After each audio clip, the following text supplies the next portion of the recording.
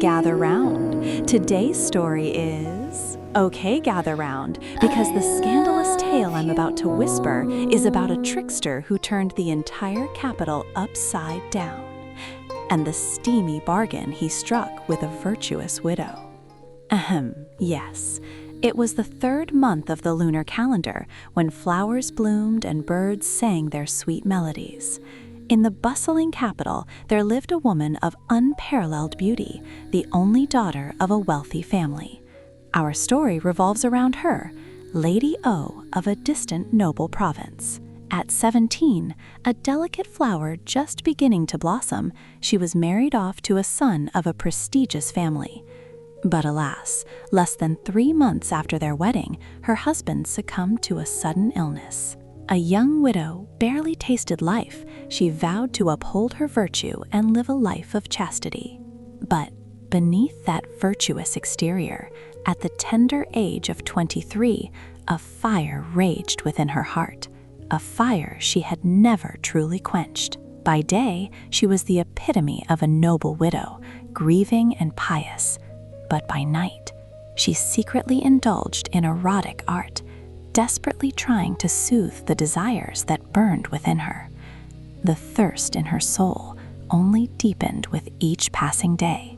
Then one day, while in the crowded marketplace, Lady O overheard whispers about a legendary con artist, Seon-dal, the phantom of the marketplace. They say he outsmarted nobles with his audacious schemes and even managed to deceive the king himself. Lady O found herself strangely intrigued by Seon-dal's audacity and brilliance, and a dangerous thought began to bloom within her mind. She had to meet him. I will find this Seon-dal hiding in the shadows of the capital, she thought, and propose a most unusual deal. After a sleepless night wrestling with her conscience, Lady O made a daring decision. The next day, she commanded her maidservant to locate the infamous trickster. Days later, the maid returned with information. Seon-dal was hiding in a dilapidated house on the outskirts of the City of Shadows. Under the cloak of darkness, Lady O, accompanied by her maid, stealthily made her way to the rundown dwelling. Standing before the humble door, Lady O felt her heart pounding in her chest. A strange mixture of excitement and trepidation washed over her. Her maid cautiously knocked. "Is anyone home?" After a moment, the door creaked open, revealing a man with a thick, unkempt beard and wearing tattered clothes. It was him, Seon-dal. "Who is it?" His voice was low and rough, yet possessed a strange, undeniable charisma. With a trembling voice, Lady O revealed her identity. "I am O Meihua, from a distant noble province." Hearing her name, Seon-dal's eyes narrowed. He eyed her suspiciously before ushering her inside. The room was sparse, a worn desk, a few scattered books, and a bottle of liquor with 2 cups. Seon-dal faced Lady O, his voice cold. "What brings you here?" Lady O hesitated, then took a deep breath. "I have come to witness firsthand the ingenious talents I have only heard whispered about." Seon-dal chuckled, a dry, humorless sound. "Ingenious talents, you say? And what would you have me do with these talents?" Lady O blushed, her voice barely audible. "I wish to use your talents to punish corrupt officials who exploit the common folk." Seon-dal stared intently into her eyes, as if trying to discern her true intentions.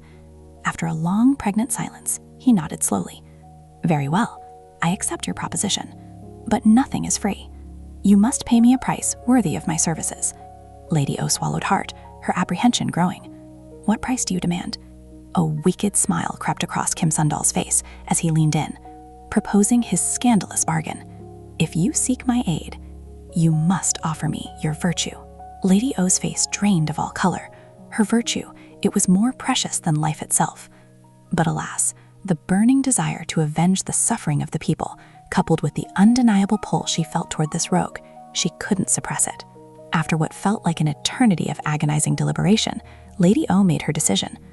"Very well, I accept your offer. But this transaction must remain a secret, known to no one." Seon-dal nodded with satisfaction. "Of course. This bargain will be our little secret."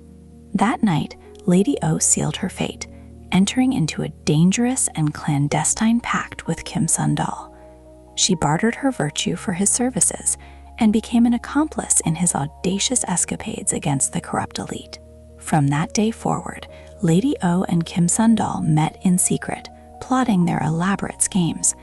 Lady O, with her sharp intellect and access to the inner circles of the nobility, provided invaluable assistance to Kim Seon-dal's cons. With her help, Kim Seon-dal managed to swindle corrupt officials out of their ill-gotten wealth and publicly humiliate them. The common folk hailed him as a hero, celebrating their daring exploits. But the relationship between Lady O and Kim Seon-dal grew increasingly precarious. As they spent their nights together scheming and plotting, they found themselves drawn deeper into each other's orbit. But their love was a forbidden flame, destined to burn in the shadows. Lady O was bound by her duty as a widow, and Kim Seon-dal was a fugitive, forever on the run. Yet, despite the insurmountable obstacles, they could not deny the powerful attraction that consumed them. They met in secret, indulging in dangerous trysts, risking everything for a few stolen moments of passion. But secrets rarely stay buried forever. Whispers of Lady O and Kim Seon-dal's affair began to spread like wildfire. The corrupt officials, who viewed them as a threat to their power, intensified their hunt, determined to capture them and bring them to justice.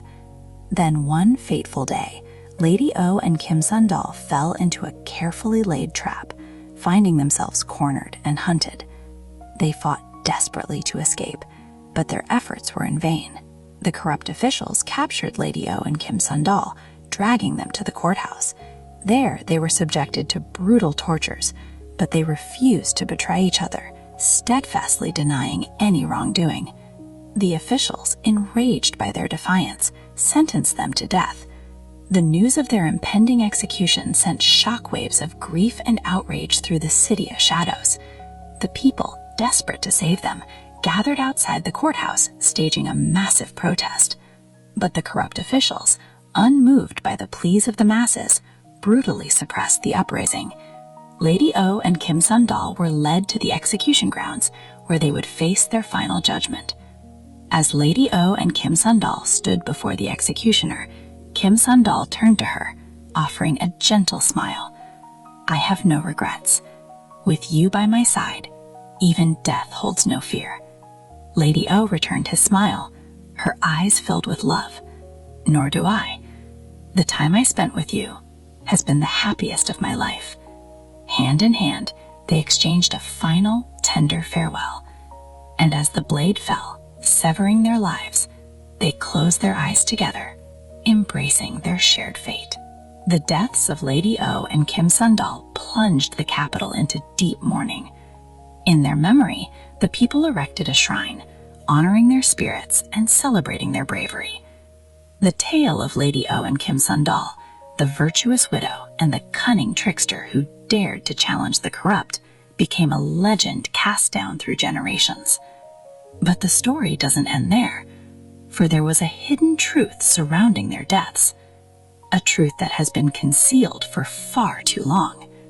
In reality, Lady O and Kim Seon-dal had orchestrated a daring, elaborate hoax, using their death as a means of escape. Knowing they were being hunted, Lady O and Kim Seon-dal had secretly devised an escape plan. With the help of a skilled physician, they had acquired a potent, but ultimately harmless, potion.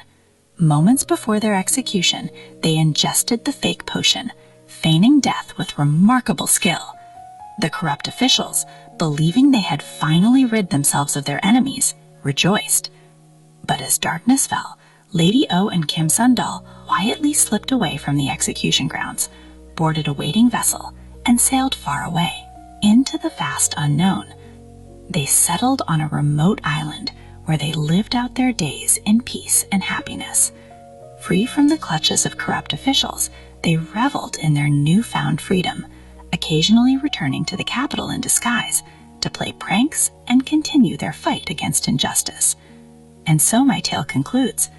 I trust it was illuminating. Some secrets are buried deep, but they never truly die. Sleep tight.